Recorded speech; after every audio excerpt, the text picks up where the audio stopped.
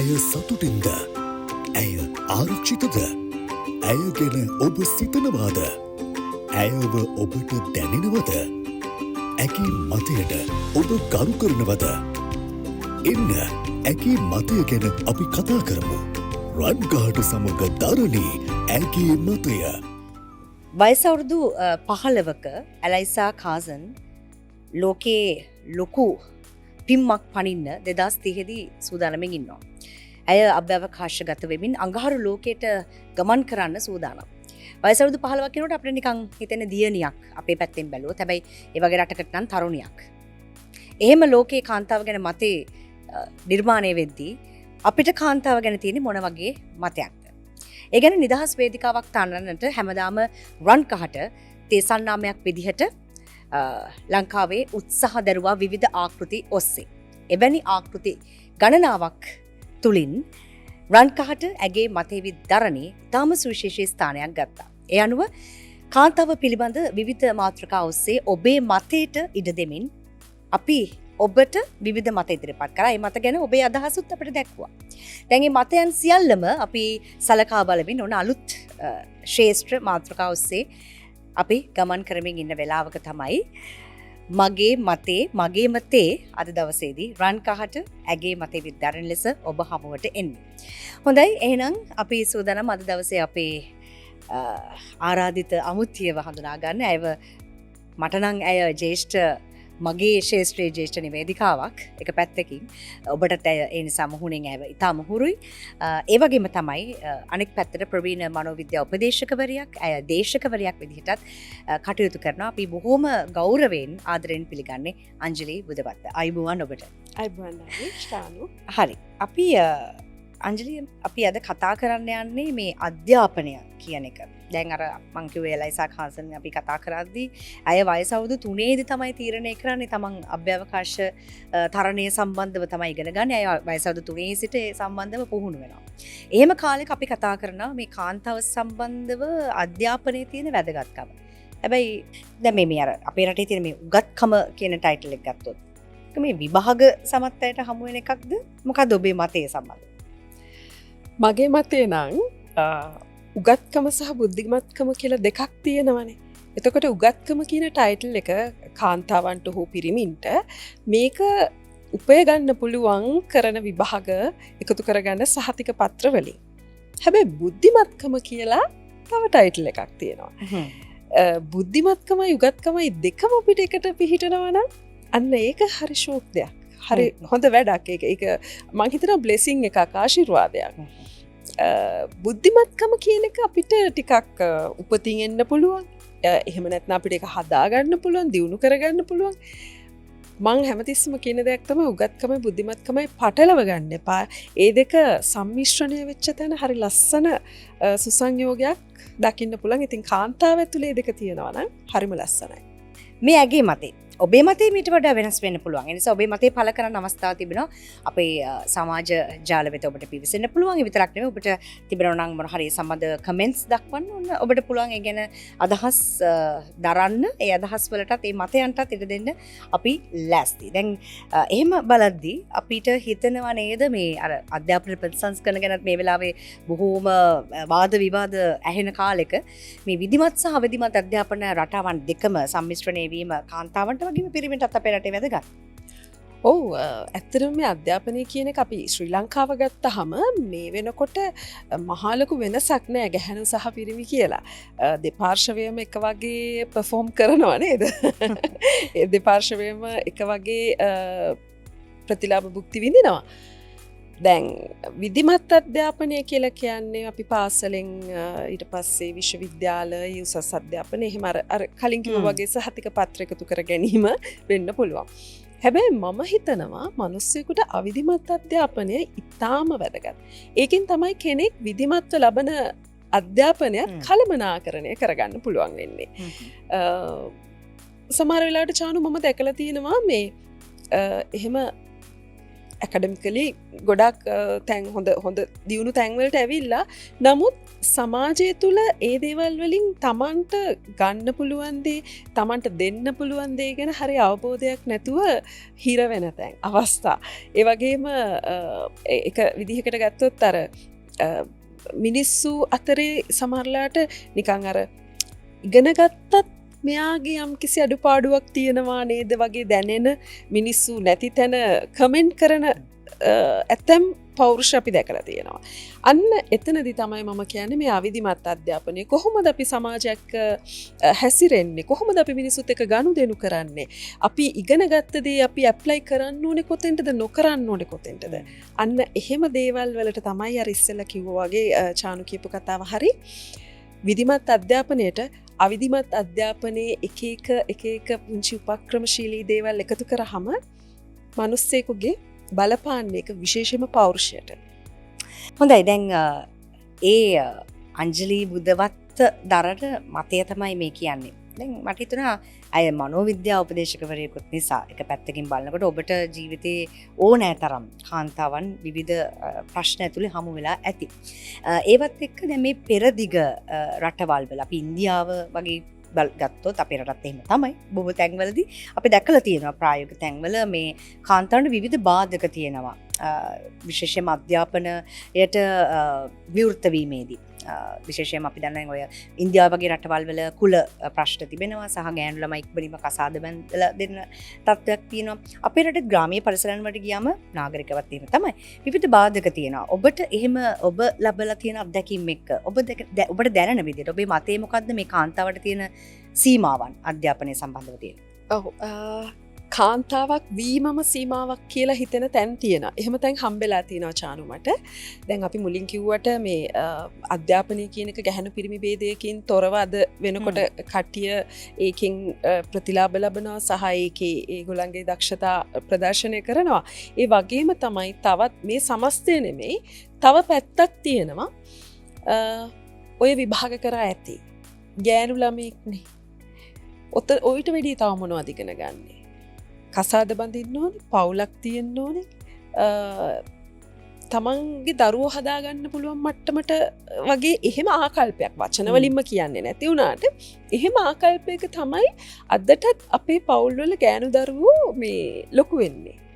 ඉතින් එතකොට අපේ ඔළුවෙත් ඒකට අදාළ චිත්‍රයක් හැදෙනවා. මේක තමයි මගේ ටාගට් එක. එහෙමත් දරුවෙක් තමයි මෙතනින් එහාට හිතන්නේ.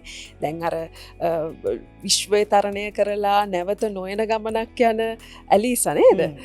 ඊට වඩා ඒ මට්ටමට හිතනවා කියන එක සමහර වෙලාවට අපේ සමාජයේ අපේ මේ කුටුම්බ ඇතුලේ ජීවත් වෙන ගැහැණු දැරිවියන්ට ඒක මැජික් එකක් වෙන්න පුළුවන්. සහ ඒක නිකන් අර කතාවක් කියන්නේ මේ කූඩුවේ ඉන්න කෙනා හිතන්නේ ඉගිලෙන අයට ලෙඩක් කියලානේ.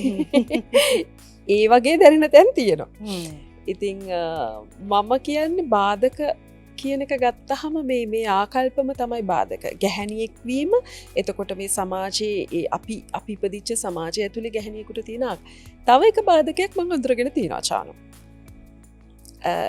ගැහැණු පිරිමි දෙපාර්ශවය ගත්තහම සයිකොලොජිකලි ඒගොල්ලොන් ගැහැණු අය පිරිමියට සාපේක්ෂව චිත්ත වේගී වශයෙන් හරි සංවේදී කොට්ටාශයක්.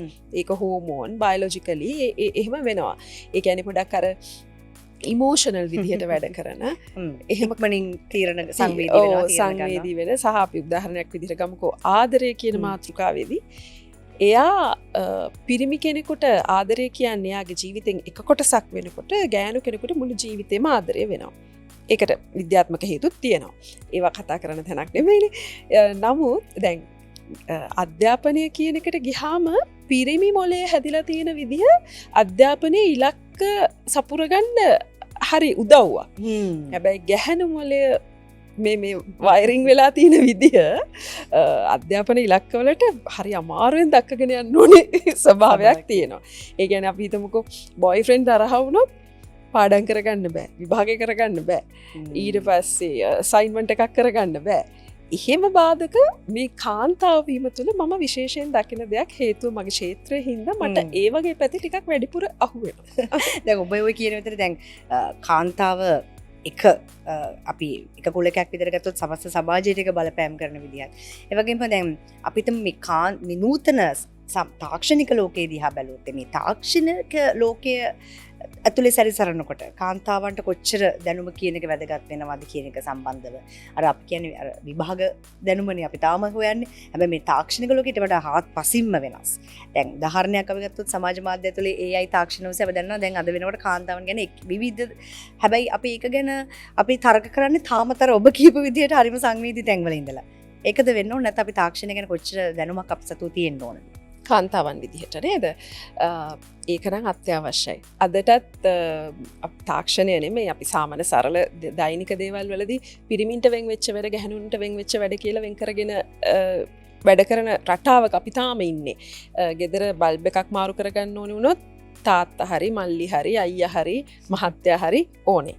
ඉතින් හැබැයි එන්න බොහොම රයාලි එහෙම ගතියක් නැතුව තනියෙන් තමන්ගේ දේවල් කරගන්න දැන් බලන්නකො චානු පොඩ්ඩක් පාරට බැහැලා ඉස්සර මීට අවුරුදු 10කට 20කට පෙර පාරේ කාන්තාරිය දුරන් ප්‍රමාණයයි දැන් ඉන්න කාන්තාරිය දුරන් ප්‍රමාණයයි අතර මට නම් ලොකු වෙනසක් පේනවා. ඒ වගේ තමයි තාක්ෂණය අපි හිතමු software පැත්තෙන් මේ දේවල් පැත්තෙන් මට ගොඩාක් හම්බෙනවා කාන්තාවන් අද තාක්ෂණය කියන එක ඒගොල්ලන්ට මැජික් එකක් නෙමෙයි. ඒ අර මුලින් කිව්වා වගේ ආකල්ප වලින් තමයි හදලා තියෙන්නේ මේ පිරිමි කරන දේවල් මේ ගෑනු කරන දේවල් කියලා. මම මේ ළඟදී මම මේ සමාජ මාධ්‍ය දැක්ක හරි ලස්සන විදිහට මේ ගෙවල් හදනවා බිත්ති බඳිනවා මේ ප්ලම්බින් වැඩ ඉලෙක්ට්‍රීෂියන් කෙනෙක් කරන වැඩ අපේ ඔළුවල තියෙන ඒවා පිරිමි අයනේ කරනවා කියලා. නමුත් කාන්තාවක් ඒ දේවල් ඔක්කොම මුලින් ඉඳන් අග දක්වා කරනවා. මම ඒක ඇස් දෙකෙන්ම දැක්කා. ඒක කියන්න බෑ මේ වීඩියෝ එකකට මේ ඒක හදලා කියලා. නමුත් ඒක ඇත්තටම ඒ විසින් මේ දේවල් කරනවා මම දැක්කා. මට හිතුණා ඒ කියන්නේ ගැහණියකගේ සිව්මැලියත් වලට ගැහණියකගේ ශක්තියට නව අර්ථකථනයක් මේක. ඇයි බැරි? හිත තමයි හැම දෙයකම මුල. ඒතම ඇගේ මතය හුණනේ. ඉතින් ඔබේ මතේ ඊට වඩා සුවිශේෂී නම් වෙනස් නම් ඔබට එකඟ නම් නැත්නම් ඕනම අදහසක් පළ කරන්න ඔබට අයිතිය තියෙනවා. ඒ නිසා ඔබට විවෘත වේදිකාවක් තියෙනවා ඔබේ මතය වෙනුවෙන් කියලා අපි හැමතිස්සෙම මතක් කරන්නේ අන්න ඒ හින්දා. දැන් ලංකාවේ වගේ පරිසරයක අංජලි මහත්මිය අපි දන්නවා ඒ කාන්තාවර පවුල කියන කුටුම්බයත් එක්ක හරිම සමීපව ඔබ කිව්වා වගේ හරිම සංවේදීය කාරණා ඇතුළේ. ඒ නිසා මේ කාන්තාවට අධ්‍යාපනය කියන කාරණේ සම්බන්ධව පවුලෙන් සහයගේ සමාජ වටපිටාවෙන් සහයෝගයක් ලැබිය යුතුයි කියලා ඔබ හිතනවද? එමෙ හිතනවා නම් මොකක්ද ඒ සහයෝගය? මොකද්ද ඔබේ මතය සම්බන්ධව තියෙන්නේ? චානු සහයෝගයක් ලැබෙනවා නම් ඒක හරි ලේසි අචීව් කරන්න. හැබැයි සහයෝගයක් නොලැබුණා කියලා මම නම් හිතන්නේ බෑ කියලා. එහෙම කරපු චරිත ඕන තරම් ඉන්නවා. කිසිම සහයෝගයක් නැතුව තමන් හිරවෙන්න ඕනේ උපරිමයට හිර වෙලත් ඉස්සරහට ගිය කාන්තාවෝ අපේ රටේම උදාහරණ ගොඩක් තියෙනවා. ඉතින් එහෙම තත්වයක පවුලෙන් සහයෝගයක් ලැබෙනවා නම් ඒක ආශිර්වාදාත්මකයි. මං හිතනවා මගේ ජීවිතය තුළත් මට එහෙම සහයෝගයක් ලැබුණා මගේ සැමියාගෙන් දරුවගෙන්. ඒගොල්ලෝ හරි අපිට උදව් කරනවා නම් අපි කරන දේකට අපි ඉස්සරහට යනකොට මේ උදව් කරනවා කියලා මේ උස්සගෙන ගෙනහිල්ලා තියන්න කියන එක නෙමෙයි.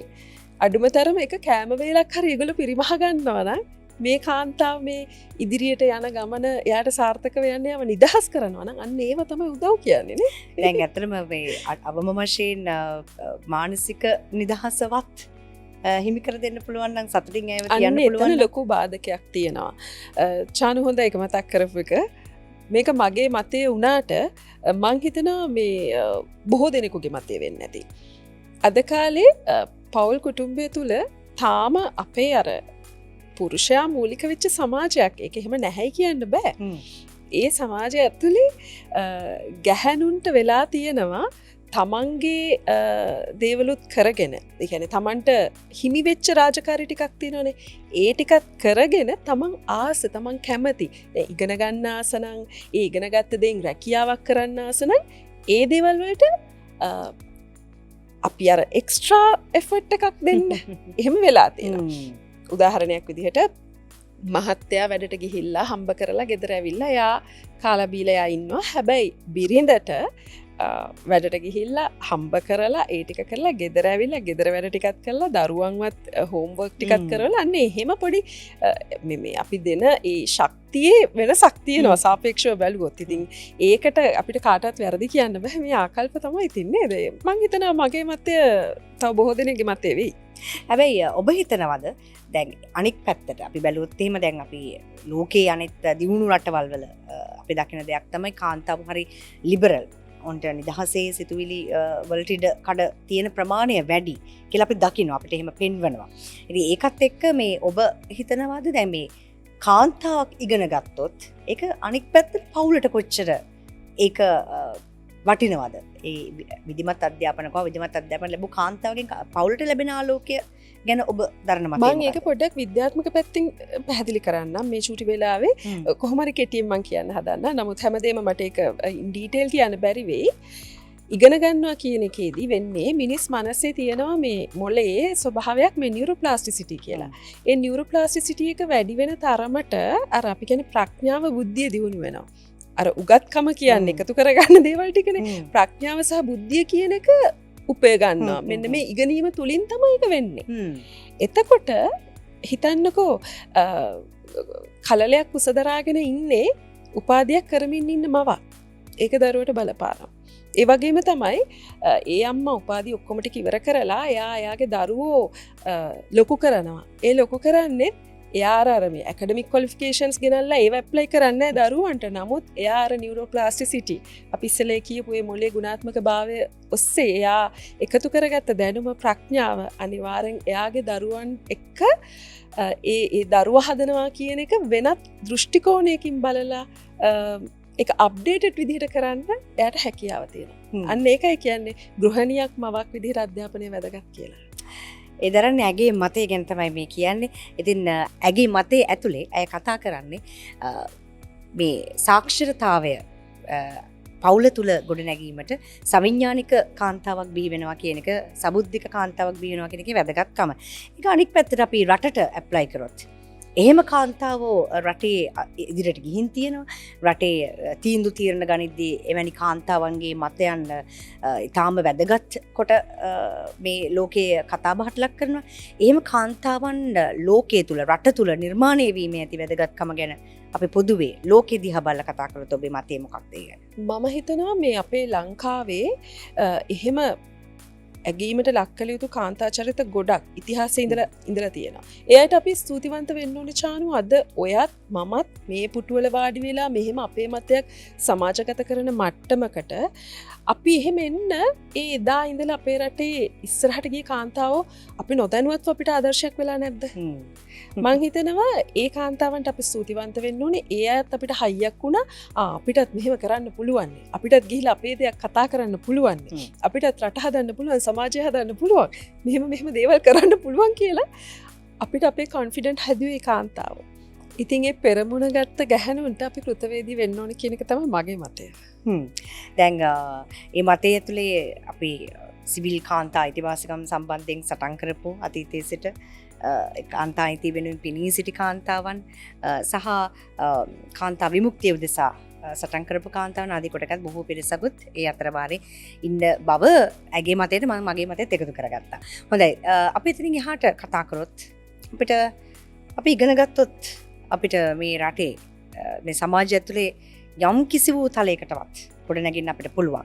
හැබැයි එහෙම ඉගෙන ගන්න බැරි වෙන කාන්තාවක් වෙන්න බෑ. නැත්නම් ඉගෙන නොගන්න නැත්නම් ඉගෙන ගැනීම අවශ්‍ය නැහැ කියලා තීරණය කරන කාන්තාවන්ට ඒ අය ඇත්තටම සමාජයේ හුදකලා වෙනවද? මොකද ඔබේ මතය සම්බන්ධව?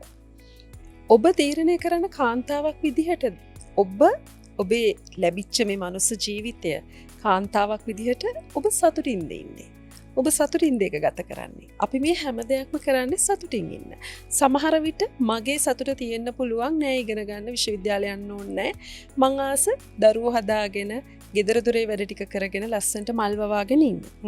ඒකනම් මගේ සතුට. මම මේ විශ්වවිද්‍යාල වල ගිහිල්ලා මම දුක් විඳින්න ඕනේ නෑ. හැබැයි චානුගේ සතුට වෙනස් වෙන්න පුළුවන්. චානුගේ සතුට එතන නෙමෙයි තියෙන්නේ. එක විදිහයක සතුට වෙනස්. ඉතින් එහෙනම් ඔබේ සතුට වෙනුවෙන් ඔබේ හිත ඔබට බල කරන දේ කරන්න. ඒක තමයි මගේ මතය. හරි ඉතින් ඇගේ මතේ ගැන තමයි අපි මේ කතා කරන්නේ රන් කහට ඇගේ මතේ විද්දරණි. ඉතින් අද දවසේදී අපි අවසාන ප්‍රශ්නය තමයි අපේ සම්පත්දායිකා වෙනුවෙන් මෙලෙස යොමු කරන්න දැන් සූදානම් වෙන්නේ බලන්න ඔබේ මතයේද ඈත් දරන්නේ කියලා. දැන් කොච්චර අපි අධ්‍යාපන ශාස්ත්‍රයෙන් ඉදිරියට ගිහිල්ලා අපි රැකියා ස්ථානවලට ගිහිල්ලා රැකියාවේ අපි යම් දේවල් එකතු කරගෙන අත්දැකීම් එකතු කරගෙන ඉදිරියට යනකොට තනතුරු තාරාන්තරවලදී සමහරට අධ්‍යාපනයේම අපිට ගැටලුවක් වෙන්න පුළුවන්. අපි ලැබපු අධ්‍යාපනය නැත්තම් මදිද කියලාත් අපිට හිතෙනවා මේ තැන්වල වැඩ කරන්න ගියාම. එතරම්දි කාන්තාවන් අතර මේ විෂමතාවය ලංකාවගේ රටවල තාම අපි බහුලව දකිනවා. ඔබට ඒ ගැන තියෙන මොන වගේ මතයක්ද? කාන්තාව ගොඩක් වෙලාට විවේචනයට ලක් වෙනවා. අපෝ ගෑනුනේ කියන එක ඕන තරම් අහලා ඇති. ඒක අපිට දැනිලා තියෙනවා. ගැහැණු අය මෙහෙමනේ. ගෑනු අය තීරණ ගත්තොත් ඔහොමනේ. එහෙම එකක් තියෙනවා. අන්න ඒ මතයත් අපිට සමහර වෙලාවට බාධාවක් වෙනවා.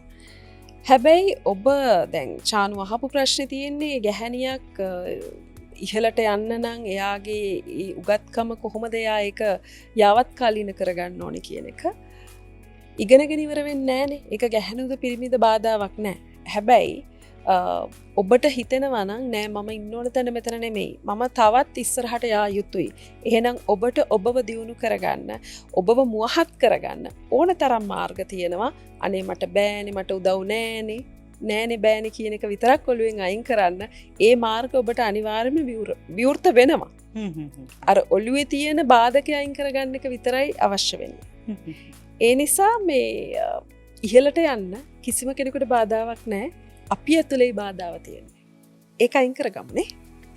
ඒ තමයි අය දරන මතේ. එහෙනම් රන් කහට කාන්තාවන් සවිබල ගැනීම වෙනුවෙන් සහ ඔවුන් දරන මතයන් සම්බන්ධව ඔවුන් ගැන දරන මතයන් සම්බන්ධ විවෘත වේදිකාවක් ගැනීම උදෙසා නිර්මාණය කළ රන් කහට ඇගේ මතේ දරණි අද දවසේදී අපහ සම්බන්ධ වුණේ මනෝවිද්‍යා උපදේශිකා ඒ වගේම දේශක ඒ වගේම තමයි මාධ්‍යවේදිනී නැත්නම් නිවේදිකා අංජලි බුදවත්ත. බොහොම ස්තුතියි ඔබතුමියට අද දවසේදී අපිත් එක්ක ඔබේ මතේ බෙදා ගන්න එකතු වුණාට. අවසාන වශයෙන් ඔබට මතයක් දරන්න තියෙනවද? මට හිතෙනවා නිකන් එහෙම කියන්න දෙයක් හිතේ තියෙනවා කියලා. ස්තුතියි චානු. මේ සමාජයේ ගැහැණු පිරිමි කියලා ભેදයකින් තොරව තමන්ගේ ශක්්‍යතාවය පරිහරණය කරලා සමාජයට වැඩක් කරලා තමන්ටත් වැඩක් කරගන්න එහෙම ගැහැණු තව තවත් බිහි වේවා කියන එක තමයි මගේ මතය සහ ප්‍රාර්ථනාව.